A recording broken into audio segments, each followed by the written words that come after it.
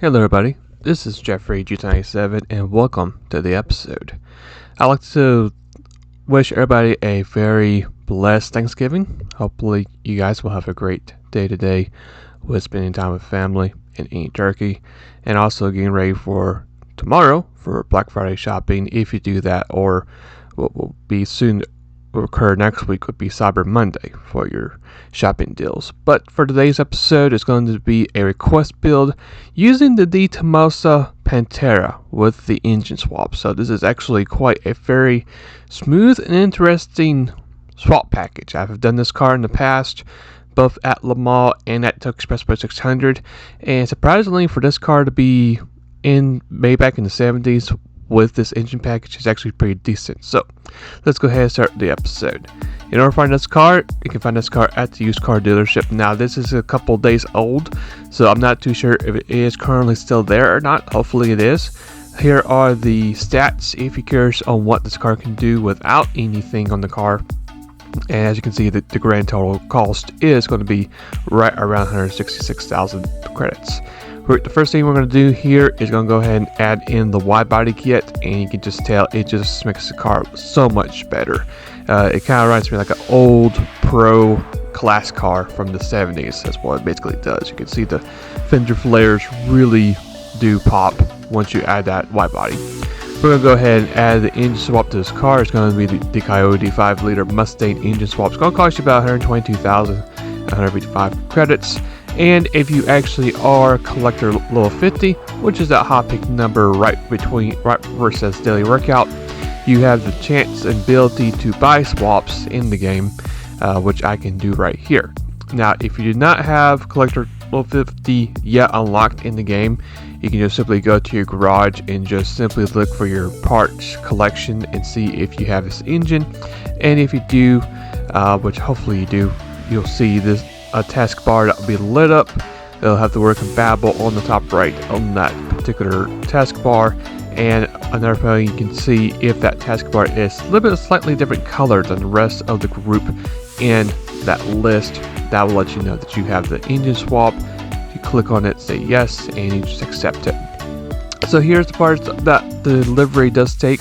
Unfortunately I could not get delivery, but here are the parts. For the rims, so they are right there, 17 wide and wide. For your wing, which is going to be your last adjustment, it's going to be type B. And after you do your wing, the last special part is going to be the roll cage, which is going to be type C. And that's going to be pretty much it for the parts for this car.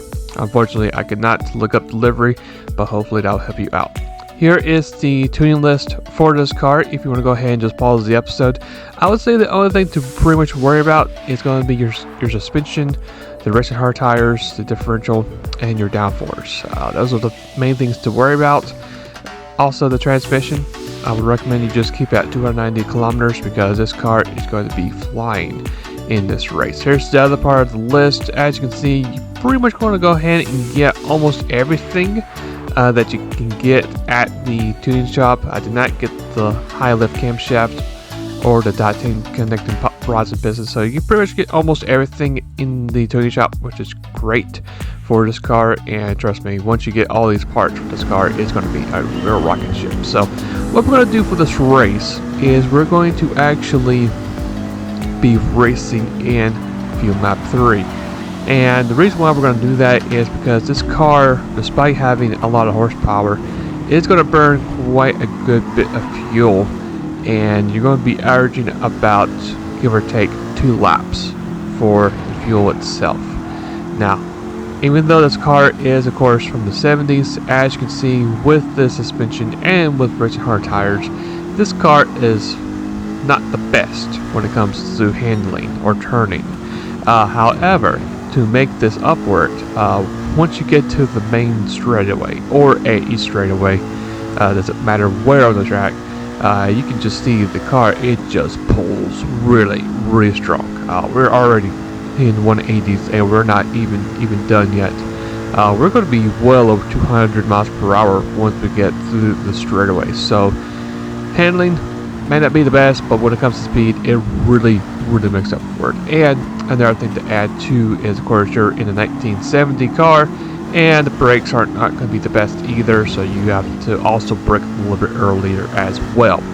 But as long as you just basically keep the car under control and be able to brake at the right time, and make sure you just turn at the right time as well, you should have no issues with this run. As you can see, we're going to easily approach the 4th place car. We're going to brake a little bit earlier than we did the first chicane, and you can see we perfectly are going to go through this corner without any issue. We get back on the gas, and we're going to easily take away P4 away from that chassis. And you can just see down the road is, of course, the big 3, which is the Corvette, the Viper, and the Suzuki Swift. So as we get through the end of the straightaway, we're going to approach that right-hand turn.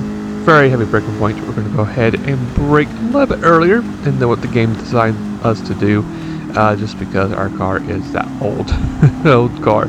So we're going to go through the third, and as you expect, once we get to this long straightaway, we're going to really take a huge advantage over this long straightaway, and we're going to pretty much pass everybody pretty easily and very quickly too. I mean, it's incredible to see how strong this car is when it comes to speed, and we're going to easily take the lead, and we're basically not going to look back from that. So we're going to go ahead to finish at lap 2. We got, of course, a very powerful rain system heading our way. We're going to make our scheduled pit stop, and unfortunately, this is usually when you have to make the right tire call. So that's the rest of the rain behind it. We're going to go to pit road, and unfortunately, we're going to make a foolish decision and just basically to keep the tires. I don't know why I did not select Angers, but we are going to have to bear and grin this really bad decision of not changing into intermediate tires. And trust me, I should have, because of course we had rain on the way, especially with those dark blue color spots of rain. So other than that, we had ourselves a pretty good healthy lead over the rest of the drivers, and we're going to have a couple of takers too with us. You can see there's the rain droplets showing in pit road. All I'll be doing here, of course, is getting our car refueled with fuel, since we did skip the tire step. We're going to do it all the way up to 100%, and you can see the rain is actually coming down pretty hard.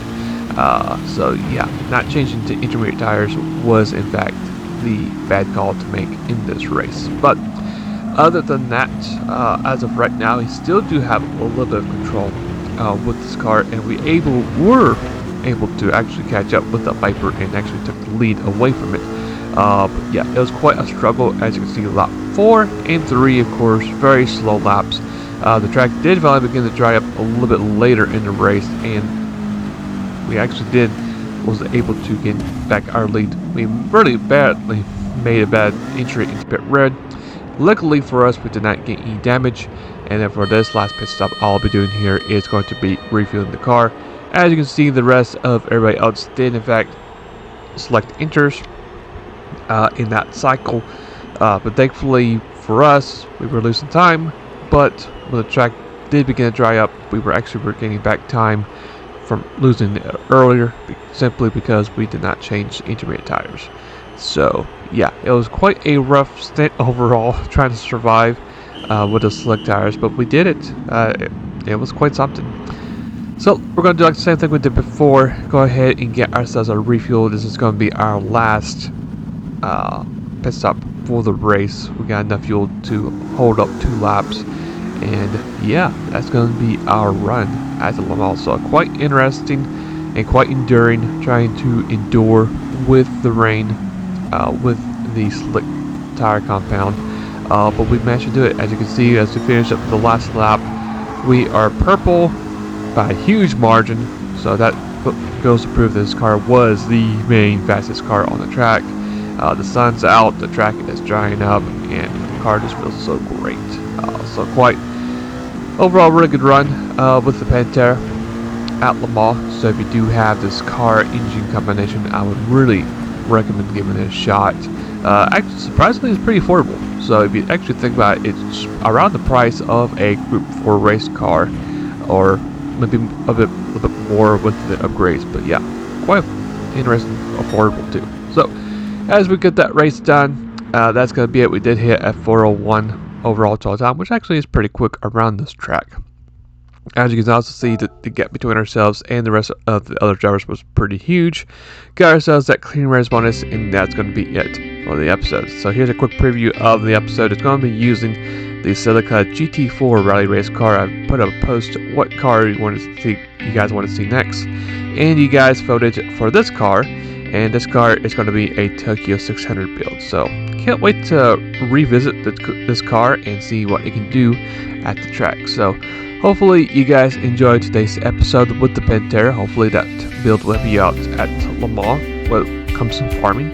If you have any particular other builds you guys want me to try out or you like to see, you are more than welcome to put your suggestions down in the comments below. And if you guys really enjoyed today's episode, I'd like to see some more of my content later down the road, why not go ahead and hit that subscribe button as well, and turn on that bell for notifications as well. And until then, I'll see you guys later. Happy Thanksgiving, and I'll see you guys later, and take care.